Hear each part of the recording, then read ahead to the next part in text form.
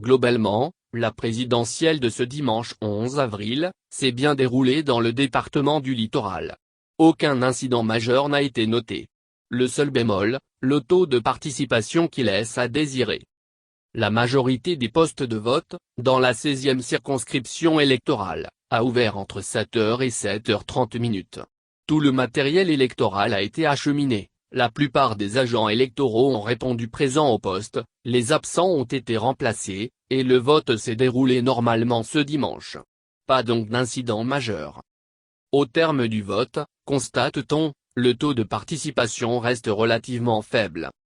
Dans les 6e, 7e, 8e, 9e, 10e, 11e, 12e et 13e arrondissements de Cotonou, le constat est le même.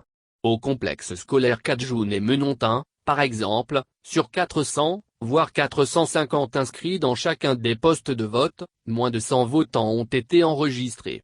Cette tendance faible se dessinait déjà à la mi-journée, mais les agents des postes de vote et quelques élus locaux rencontrés sur place expliquent que les électeurs se sont d'abord rendus au culte, comme à leur habitude, et que l'affluence attendue pourrait être observée dans l'après-midi ou vers la fermeture des postes de vote. Certes, les chiffres ont évolué mais pas tellement. Dans la majorité des centres de vote sillonnés, l'on a noté la présence des forces de l'ordre et des observateurs locaux et internationaux. Au niveau de plusieurs postes de vote, les représentants des candidats n'étaient pas tous présents.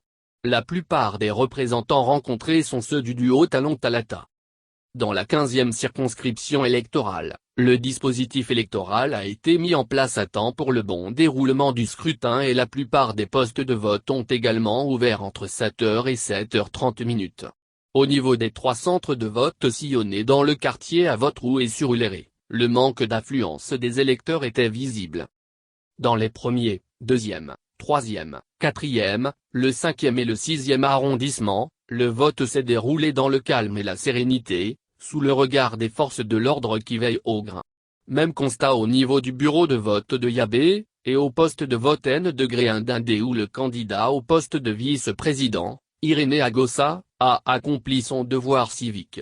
Ici, il y a à peine une centaine d'électeurs qui ont exprimé leur suffrage sur 424 personnes attendues.